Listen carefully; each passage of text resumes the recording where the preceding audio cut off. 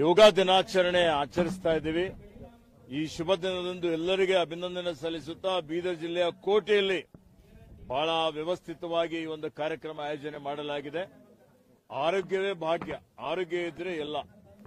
ಇವತ್ತು ಭಾರತೀಯ ಒಂದು ಪರಂಪರೆಯ ಅಂದ್ರೆ ಇದು ವಿಶ್ವಕ್ಕೆ ಯೋಗದ ಕೊಡುಗೆ ಕೊಟ್ಟಂತದ್ದು ಯಾವುದಾದ್ರೂ ದೇಶ ಅಂತ ಹೇಳಿದ್ರೆ ಅದು ನಮ್ಮ ಭಾರತ ದೇಶ. ಪತಾಂಜಲಿ ಯೋಗದ ಹಿಡ್ಕೊಂಡು ಹಿಂದೆ ಸ್ವಾಮಿ ವಿವೇಕಾನಂದರವರು ವಿದೇಶದಲ್ಲಿ 1890ರಲ್ಲಿ ಪ್ರವಾಸ ಮಾಡಿದಂತಹ ಐರೋಪ್ಯದಲ್ಲಿ ಯೋಗದ ಬಗ್ಗೆ ಉಪನ್ಯಾಸವನ್ನು ನೀಡಿದಂತದ್ದು ನಾವು ನೋಡಿದ್ದೇವೆ. 1904ರಲ್ಲಿ ಇವತ್ತು ಏನು ಅನೇಕ ಜನ ವಿದೇಶಿ ಒಬ್ಬರು ಇಲ್ಲಿಗೆ ಆಗಮಿಸಿ ಯೋಗದ ಬಗ್ಗೆ ಅಧ್ಯಯನ ಮಾಡಿ ಅಮೆರಿಕದಲ್ಲೂ ಯೋಗ ಅಧ್ಯಯನ ಕೇಂದ್ರ ಪ್ರಾರಂಭ ಮಾಡಿದಂಥದ್ದು. ಇವತ್ತು ಆರೋಗ್ಯ ಬಹಳ ಅತ್ಯಂತ ಮಹತ್ವದಾದಂಥದ್ದು.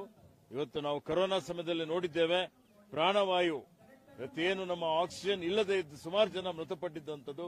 ಇವತ್ತು ನಾವು ಪ್ರಾಣಾಯಾಮ ಮಾಡುವುದರಿಂದ, ಅನೇಕ ಆಸನಗಳು ಮಾಡುವುದರಿಂದ, ಬರೀ ಆಸನ ಅಷ್ಟೇ ಇಲ್ಲ, ಇದರಿಂದ ನಮ್ಮಲ್ಲಿ ಧ್ಯಾನ ಇದೆ.